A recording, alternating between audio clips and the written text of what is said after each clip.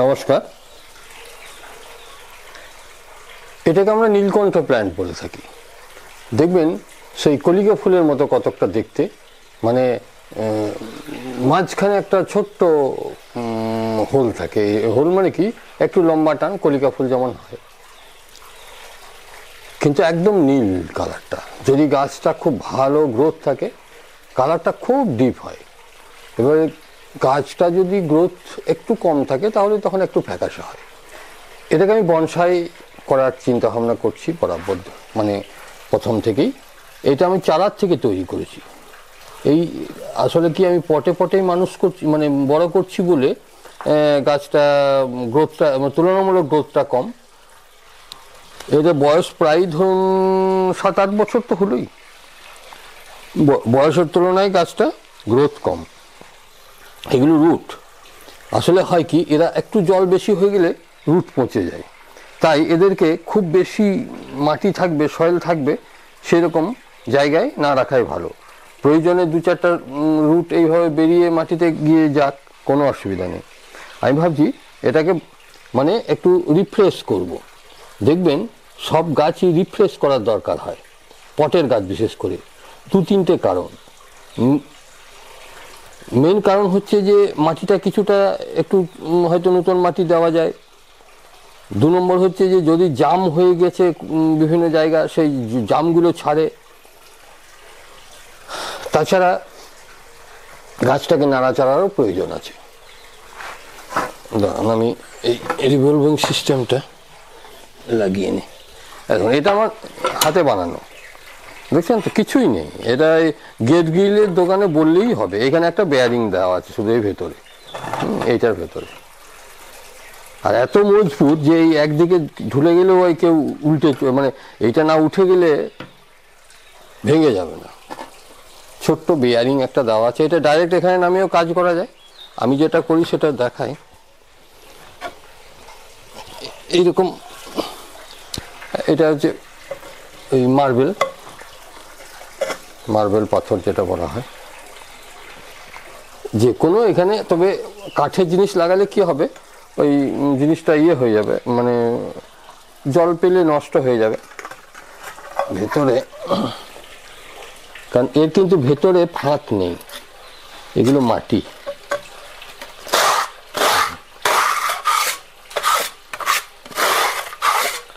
এই রুট দেখুন এই দিক দিয়ে বেরিয়ে এসছে। গাছটা প্রথমে তুলে নিই। দেখুন এইগুলো যেহেতু এই 2-1টা কেবল রুট গেছে বলেই, তাছাড়া তোলার ক্ষেত্রে কোনো অসুবিধা হয় না। মাটিটা এই আজ সকালে জল দেওয়া হয়েছে তো, ওই জন্য একটু জ্যাপ করছে। এটা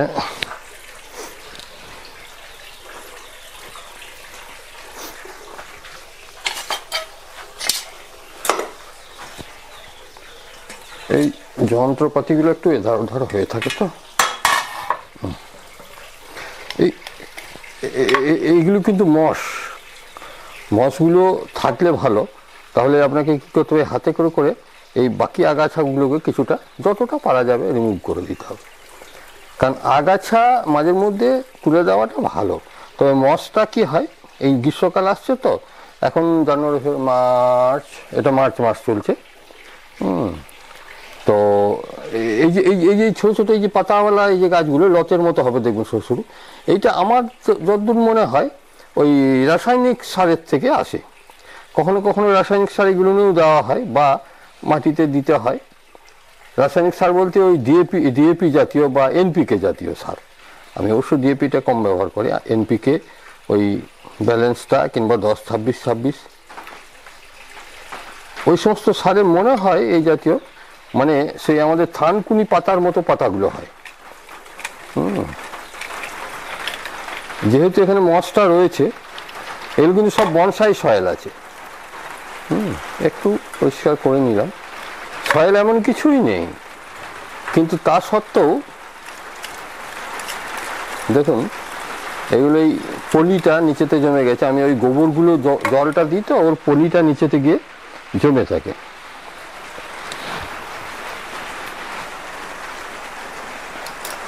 আমি চেষ্টা করি ভিডিওটাকে ছোট করার, কিন্তু ছোট হবে কোথায়, এই যে কাজ বাড়তে থাকে যার ফলে ভিডিও ছোট করা যায় না।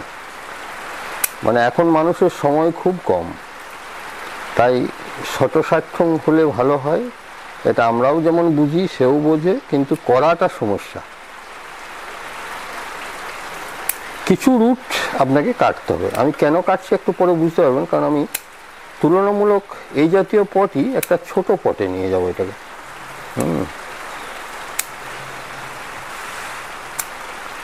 কিছু যে রুটগুলো মনে হচ্ছে যে সাইডে চলে গেছে সেইগুলোকে কেটে দেওয়া।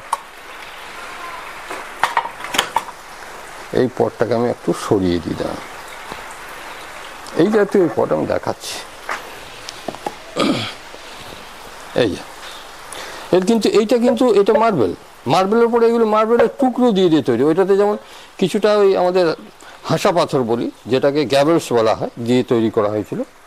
এটা তা নয়, এটাতে করতে গেলে একটু ছোট হবে। এবার ওর মধ্যে একটু কিছু রুট কাটা যাবে।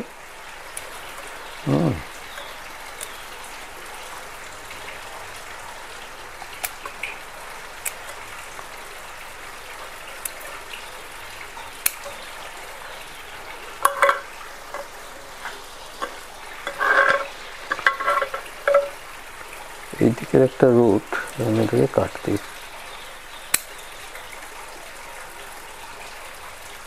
এই রুট কাটার পর গাছটা একটু জখম হয়। এই কারণে কি করতে হয়, বিশেষ করে এই যে মানে রাউন্ড হয়ে গেছে যে রুটগুলো, সেগুলো কেটে দেওয়াই ভালো। এইগুলো না দেখতে খারাপ লাগে খুব গাছের ক্ষেত্রে।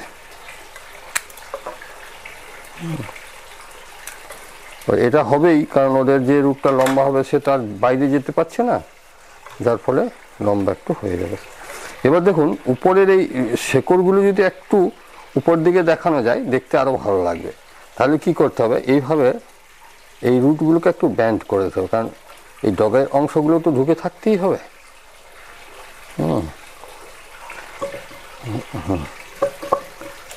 এইভাবে যদি এটাকে সেট করা যায়, কিন্তু প্রথমে সেট করে দেখে নিতে হবে।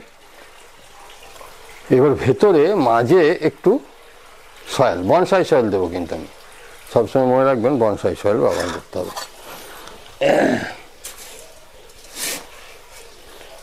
বনসাই সয়েল সম্পর্কে আমি বহুবার বলেছি, কারণ বলতে গেলেই সময় নষ্ট। দেখতে পাচ্ছেন তো, ছোটো ছোটো পাথর, ছোট ছোট কাঁকড়ের দানা আছে, বিভিন্ন জাতীয় সার আছে। এই মাঝখানটাই একটু উঁচু করে দিই, দেখা যায় এতটা নেয় কিনা, নিয়ে নেবে।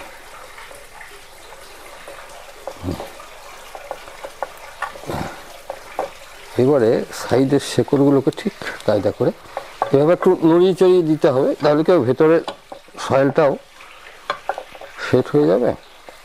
আর এই সাইডের শেকড়গুলোকে একটু নিচের দিকে করে দিতে হবে। এবার এটাকে দেখবেন যে যতটা সম্ভব মিডিল করার চেষ্টা করতে হবে, দেখতে ভালো লাগবে, এবং গাছটা যাতে স্ট্রেট থাকে সেদিকেও লক্ষ্য রাখতে হবে। এই নীলকণ্ঠ প্ল্যান্ট বা অনেক বেশিরভাগ প্ল্যান্টের ক্ষেত্রেই আমরা বলি গজা ব্রাঞ্চ।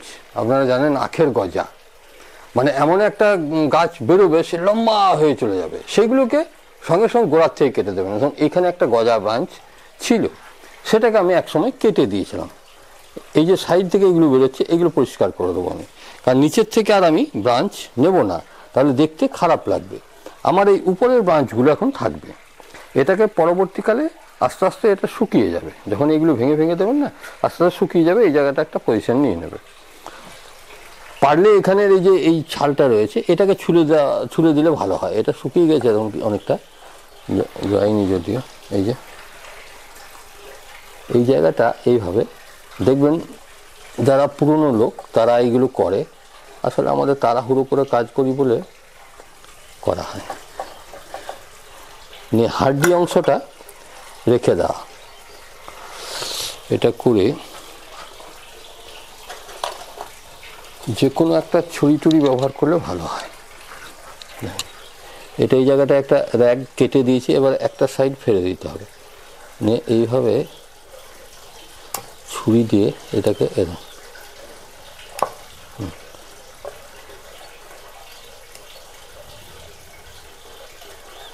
মানে এই সব জিনিস খুঁটিনাটি দেখাতে গেলে একটু দেরি হবে। যাদের প্রয়োজন আছে তাদের বোর্ড লাগবে না, কিন্তু যারা এন্টারটেনমেন্টের জন্য দেখে তাদের বোর্ড লাগবে। এইভাবে ছুলে দিলে কি হবে, আপনার এই উপরের অংশটা শুকিয়ে যাবে আস্তে আস্তে, আর এই যে গোড়া যেখান থেকে কাটলেন এখানে ওরা একটা প্রোটেকশন তৈরি করে। প্রোটেকশন মানে দেখবেন একটা নতুন অংশ বেরিয়ে আসবে, ওটা বাকলের মতোই গোল করে সেই জায়গাটা একটা ওরা প্রোটেকশন করে নেবে। এবার দেখুন উপরে যে অংশগুলো এখনো খালি আছে, এই যে এই জায়গাটা খালি আছে, এখানে কিছু সয়েল আমি দিয়ে দেবো। সব কিন্তু এই বনসাই সয়েল দেবেন, মনে রাখবেন। বনসাই সয়েলের সঙ্গে গোবর সার, কম্পোস্ট সার, কাঠগুড়ি বা যারা কোকোপিট ব্যবহার করেন, আমি কোকোপিটের দিকে খুব একটা ঝোঁক দিই না, কারণ আমরা দেখেছি আমাদের স্থানীয়ভাবে কোকোপিট আমাদের এদিকে হয় না, কারণ আমাদের তো নারকেলের এই সাইডে আমাদের কোনো নারকেলের ইয়ে নাই, চাষ প্রায় নাই বললে চলে, শখে কেউ কেউ করে, তাই আমাদের কোকোপিট এই ধারে কোথাও তৈরি হয় না। আমরা যেখান থেকে আনতে যাই দাম একটু বেশি পড়ে যাবে, ওই ব্রিক্সগুলো কিনতে হয়। তো প্রচুর যেখানে ব্যবহার করব সেখানে ওই ব্রিক্স কিনে না ফলে আসতে পারা যাবে না। তাই আমরা করি কি, ওই ধানের কুড়ো, আমাদের যেহেতু ধান চাষটা আছে বিভিন্ন মিলে পাওয়া যায়, সেই মিল থেকে যে ধানের কুড়োটা পাওয়া যায় মোটা মোটা দানা, ওই কুড়োটা ব্যবহার করে নেবেন। এইখানে কিন্তু এমনিতে সারের খুব একটা প্রয়োজন হয় না। এনপিকে 10-26-26 আমি কখনো কখনো দিয়ে থাকি, কারণ ওটা মানে সেই আমরা বলি না যে ফুল আসছে না ফল আসছে না, তার জন্যে পটাশিয়ামটা প্রয়োজন। এনপিকে 10-26-26 ওই পটাশিয়াম আর ফসফরাসটা বেশি থাকে, নাইট্রোজেনে মাত্র 10 ভাগ, বাকি ওই 26 ভাগ পটাশিয়াম আর 26 ভাগ আপনার ওই ফসফরাস থাকে। ফসফরাসটা রুট বেস, রুটের জন্য খুব প্রয়োজন, ওইটা কখনো কখনো দিই, তবে সবসময় না। রুট এই গোড়ার মাটি চেঞ্জ করা বা ইত্যাদি সময় দেওয়া যাবে না। এই গাছটা কিন্তু এরপর নিচে থেকে ফুল জল দিয়ে দেবো, বুঝলেন তো, জল নিচের দিকে নিচেতে বেরোবে না, এই সাইডগুলো গোটাই ফাঁকা দেখুন, মানে আমি গ্যাপ দিয়ে দিয়ে এগুলোকে সেট করেছি। এবার ধরুন কত সুন্দর এটাকে লাগছে, এটাকে আমি এবার কেমন আপনি স্টাইল করবেন, স্টাইলটা আমি দেখাই বড় কাঁচিটা দিয়ে, তাহলে তাড়াতাড়ি হবে। যদি কারো বড় কাঁচি থেকে থাকে এই জাতীয়, তাহলে কাজটা করতে সুবিধা। এটা লক থাকে, এইভাবে একটা মানে এই বড় কাঁচিতে একটা সুবিধা কি, মানে শেপটা খুব সহজে করা যায়। ওই যে বড় বড় গাছ যেগুলো ছাঁটি, সেগুলো এই বড় কাঁচিতে মোটামুটি একটা শেপ দিয়ে দেবো। তারপর আপনি এবার যদি মনে করেন যে না আমি একে গাছের মানে বড় গাছের আকার, যেগুলো আমরা বনসাইয়ের ক্ষেত্রে মানে যারা বিশেষজ্ঞরা খুঁজে থাকেন যে এটা বনসাইয়ের মতো হয়নি, বা বনসাই একটা বড় গাছ, এই পুরনো গাছ দেখতে যেমন হয়, তার মধ্যে ছাতার আকার একটা আছে, নাই তা বলছি না, এটা ছাতার আকারে করাই যায়, ব্রুম আকারে। এখন ঘটনা হচ্ছে যে মানে ঝাঁটার মুড়ো, ছাতার মতো বলতে একটু যখন খুব চওড়া হবে তখন ছাতা, আর যখন এইভাবে লম্বা মতো হবে তখন ঝাঁটার মুড়ো, বুম বলা হচ্ছে সেটাকে। আর যাই হোক, আর একটা হচ্ছে যে ধরুন এখানে একটা প্যাড, আলাদা আলাদা প্যাড তৈরি করা, তখন কিন্তু ছোটো ছোটো সিঙ্গেল সিঙ্গেল করে কেটে, যেমন এই যে এই ব্রাঞ্চটা এইদিকে তেজ হয়েছিল সেটা কেটে দিতে হবে, এখানে একটা প্যাড রাখতে হবে, এখানে প্যাড।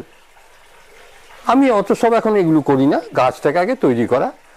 মোটামুটি আমি যদি ঝাঁটার মুড়োর মতো এই ছাতার মতো করতে পারি এটাকে, তাহলে এই ব্রাঞ্চটাকে কমসে কম এখন এটা বেরিয়ে চলে যাচ্ছে, এটাকে কেটে দেওয়া। এবার আপনাকে দেখে দেখে কাটতে হবে, এটাকে এখান থেকে কেটে দিলেন, এইভাবে, যেটা মনে হচ্ছে যে এটা একটু বড় আছে এগুলো কেটে দেওয়া। তারপরে এই যে কিছু, এটা তো ধরুন শীতকালে এদের অনেক ব্রাঞ্চ শুকিয়ে যায়, ডাইব্যাক যেটা বলা হয়, সেইগুলো তো এই শুকানো অবস্থাতে থেকে যাবে, এগুলো কেটে দিলে দেখতে ভালো লাগবে। তাছাড়া এরা একদিন এক সময় আপনি খসে যাবে, বর্ষা যখন আসবে পচে গিয়ে, মানে আপনাকে যে কাটতেই হবে এটা বাধ্যবাধকতা নেই। অনেকে বলে না যে ওইটা না কাটলে ওর পর থেকে আরও ডাইব্যাক হতে থাকবে, এগুলো ভুল ধারণা। কারণ ডাইব্যাক তো আপনি কাঁচা অংশটা কাটতে পারছেন না, শুকনোটাকেই কাটবেন। তাই তারপরে আর ডাইব্যাক হবে না এই গ্যারান্টি কেউই দিতে পারবে না কেটে দিলে। কাঁচা অংশ কাটলে তো সেখান থেকে অবশ্যই ডাইব্যাক হবে, তাই ওটা কারণ নয়। এবার আপনি শেপ দেওয়ার জন্য যতটা পারছেন কেটে দেন, আর শুকনোগুলো যদি আপনার সময় থাকে কেটে দিলেন, সময় না থাকলে এবার আপনি আপনার মতো করে সুন্দর করে শেপ দেন, ঠিক আছে? এই শেপগুলো নিজস্ব style. Bonsai is an art, bonsai একটি কলা, মানে যেটাকে আমরা আর্ট বলে থাকি। তো সেই আর্ট যদি হয়ে থাকে তাহলে সেটাকে নিজের মতো করে একজন শিল্পীর নিজের মতো করে তৈরি করাটা অধিকার আছে, কিন্তু সব বিষয়ে কিছু কিছু রুল রেগুলেশন মেনটেন করতে হয়। সেক্ষেত্রে কিছু কিছু ক্ষেত্রে আপনি রাখলেন, আর নিজের মতন স্টাইলও কিছু রাখলেন, যেটাতে কেউ কিছু বললেও আপনি চেঞ্জ করবেন না, সেটা আপনার মনের মতো হবে। আমি করি, আমার অনেক ডিজাইন গাছ আছে, সেগুলো আমি এখন আর খুব একটা দেখাই না, সময় সময় দেখাই। তার কারণ কি, খুব কথা শুনতে হয়, কোনো প্রয়োজন নেই। কিছু মানুষ আছে নিজেদেরকে পণ্ডিত মনে করেন, খুব বেশি ঘাঁটেন না। যাই হোক, আমি কাউকে অপমান করতে চাইছি না, কারণ মানুষ মাত্রই তার নিজস্বকে আগে বেশি গুরুত্ব দেয়, নিজের বুদ্ধিকে। ঠিক আছে, এখানে জল দিচ্ছি না, আমি বারবার বলছি এটাকে প্রথমে এখন এমন জল দেবো যেন জলের দিকে বেরিয়ে যায়, কিন্তু তার মানে এই নয় যে সে বেরোতেই থাকবে বেরোতেই, তাহলে কি এখানে যে সমস্ত পলি অংশ আছে সেটা পুরোটা বেরিয়ে গেলে গাছটা হয়তো খুব ভালো থাকবে না।